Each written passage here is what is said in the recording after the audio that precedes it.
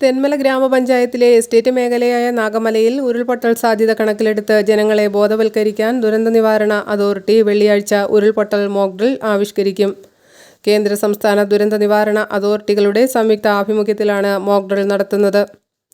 തികച്ചും ജനങ്ങളുടെ സുരക്ഷ മുൻനിർത്തിയാണ് ഈ പരിപാടി ആസൂത്രണം ചെയ്തിട്ടുള്ളത്. ഈ മോക്ക് ഡ്രില്ലിൽ സംസ്ഥാന ദുരന്ത നിവാരണ അതോറിറ്റിയുടെ മുഴുവൻ വിഭാഗവും അണിനിരക്കുന്നുണ്ട്. ഇതൊരു പരിശീലന പരിപാടിയായി കാണേണ്ടതും പൊതുജനങ്ങൾ യാതൊരു കാരണവശാലും പരിഭ്രാന്തരാകേണ്ടതില്ലെന്നും അധികൃതർ അറിയിച്ചു.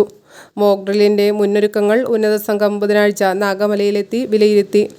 പ്രശ്നബാധിത പ്രദേശങ്ങൾ, റിലീഫ് കേന്ദ്രമായ നെടുമ്പാറ TCNMHS തുടങ്ങിയ സ്ഥലങ്ങളിൽ സംഘം സന്ദർശിച്ച് തയ്യാറെടുപ്പുകൾ പരിശോധിച്ചു. പിന്നീട് സംഘം ചർച്ചയും നടത്തി.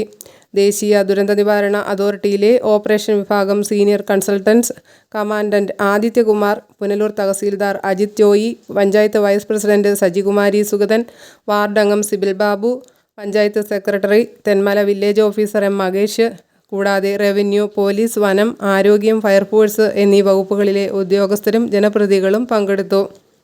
Border news, Aryankavu.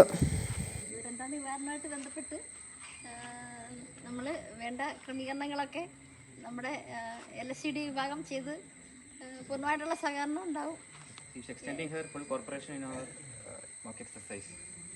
Yes, thank you. Because your cooperation, without we cannot do anything. So